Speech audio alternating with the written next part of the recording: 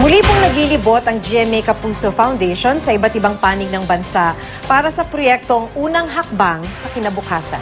Libu-libong mag-aaral ang nahandugan ng libreng school supplies para ganahan sila sa kanilang nalalapit na pagbabalik eskwela. Makibalita tayo kay Rose Bernales.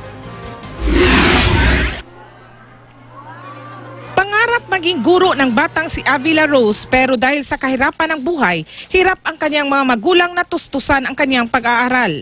Inaasahan ng kanilang pamilya ang kakarampot na kita ng kanilang padre de pamilya bilang construction worker. 5 magkakapatid sina Avila.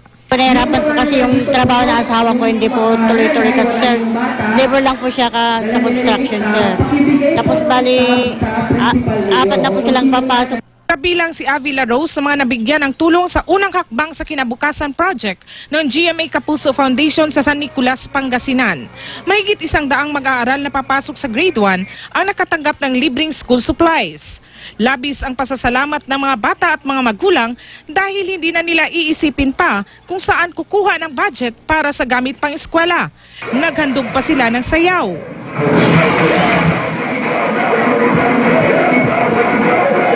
Grade 1 mayroon na silang gagamitin, so tuloy-tuloy nilang pag-aaralin yung kanilang mga anak para ma-encourage din sila. No? With the assistance given by GMA Kapuso Foundation, I'm very sure na these pupils will be very much interested, will be very inspired to enter the formal education. Nakatanggap din ng libreng school supplies ang mga batang mag-aaral sa Batad, Iloilo. Ngiti ang sukli ng mahigit 500 bata mula sa 14 na paaralan. In behalf of Batad Teaching Force, nagkapasalamat kami sa GMA Kapuso Foundation nga naghatag sila sa amon sing bags, school supplies para sa amon grade 1 pupils. Aabot naman sa 1,500 incoming grade 1 pupils ang nabigyan din ng gamit pang eskwela ng Kapuso Foundation sa San Isidro, Davao del Norte. Karamihan sa mga residente sa nasabing bayan, pagsasaka ang hanap buhay at aminado silang hirap silang makabili ng mga gamit sa paaralan para sa kanilang mga anak. Kaya naman, laking pasasalamat nila.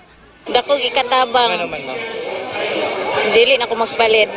Tapos? Hangad ng Unang Hakbang sa Kinabukasan project ng Kapuso Foundation na makapagbigay ng inspirasyon sa mga bata para magpursige sila sa pag-aaral.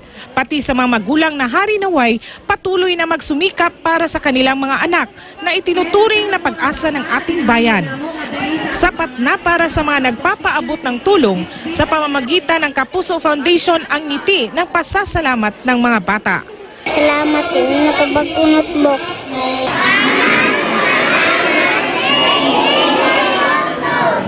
Rose Bernales, Nagbabalita, Pilipinas.